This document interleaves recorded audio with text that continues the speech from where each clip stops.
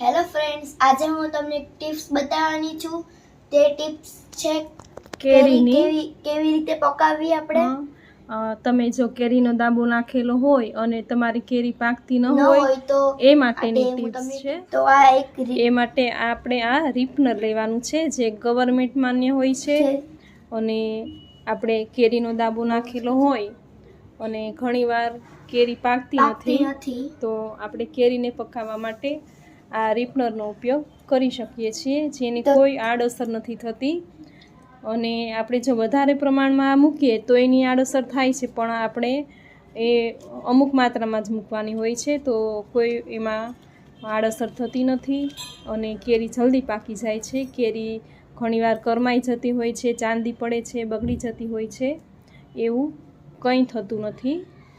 હવે તો ફ્રેન્ડ્સ, તે માટે મેં એક વાટકામાં પાણી લીધું છે. તે આપણે જે આ છે રીપનર, તેને આપણે હલકુંથી ડુબાડી અને કેરીની વચ્ચે મૂકી દેવાનું છે. આપણે જ્યાંથી કેરી લાવીએ ને જે માર્કેટમાંથી ત્યાંથી જ મળતું હોય છે, અને એ લોકોને પણ ગવર્મેન્ટમાંથી તે આપી જતા હોય છે માણસો. એ લોકોને એવું કહે કે આમાં જીવાત ન પડે અને ચાંદી ન પડે અને બગડી ન જાય. અને આમાં જો લખેલું પણ હોય છે, કદાચ તો લખેલું જ છે,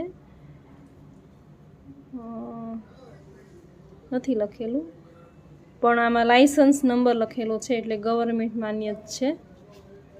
અહીંયા જો જી લખેલું છે એટલે ગવર્મેન્ટ માન્ય છે. આની કોઈ આડઅસર નથી હોતી. વધારે પ્રમાણમાંનો ઉપયોગ નહીં કરવાનો. આપણે 1 થી 2 જા લઈ શકીએ છીએ. આ રીતે વચ્ચે કેરીની વચ્ચે મૂકી દેવાનું અને પછી આપણે દાબો જે રીતે ઢાંકીએ એ રીતે ઢાંકી દેવાનો, એટલે કેરી જલ્દી પાકી જશે અને બગડશે નહીં.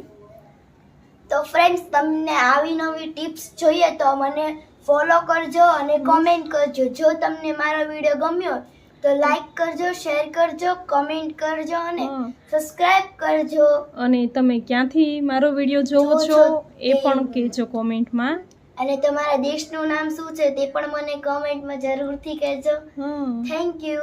Bye bye.